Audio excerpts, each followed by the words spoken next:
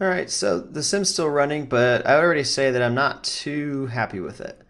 For one, the actual thing that we just did here, it looks like we probably will have to increase the power on that force, on the actual metaball force, up from 200 and probably back to the 400 where it was before. Um, anytime we have less constraint breaking, we're effectively leading more strength in the system. These kind of like crooked shaped clusters are all they're kind of like applying friction against each other, so it's not moving as fast.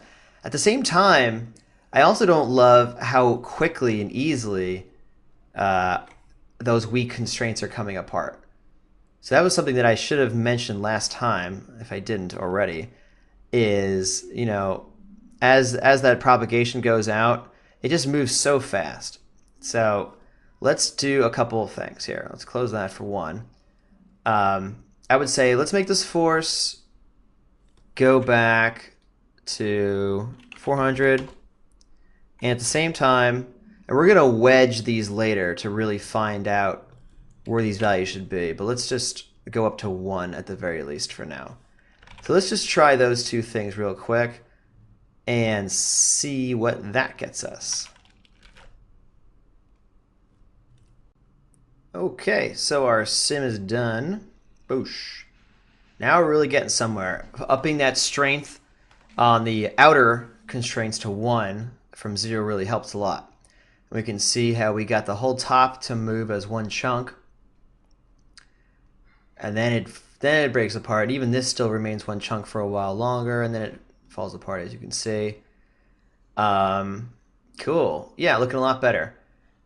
Furthermore, we have, by increasing the 400 here, we get the atomized interior part, but then we also get the larger chunks towards the edge of the explosion radius, which looks good.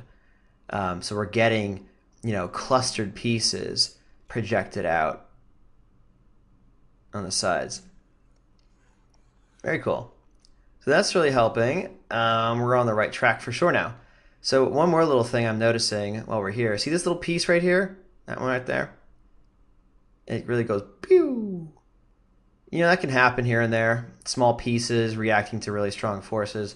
I like to prevent that kind of stuff if I can. So I would say, it looks like frame 5 maybe it's right there. So I'm going to go to frame 5. What I want to do is I want to institute some kind of speed limit on it and say, hey, pieces should not be going that fast. And probably the easiest way is to drop out of the sim actually for a minute.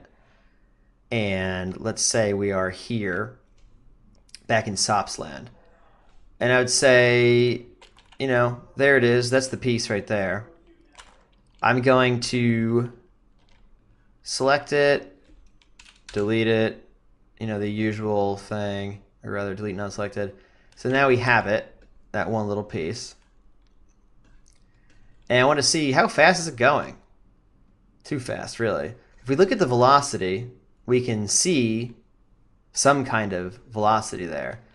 But what is the actual speed? Kind of like when we found out from the force vector how strong the force vector was.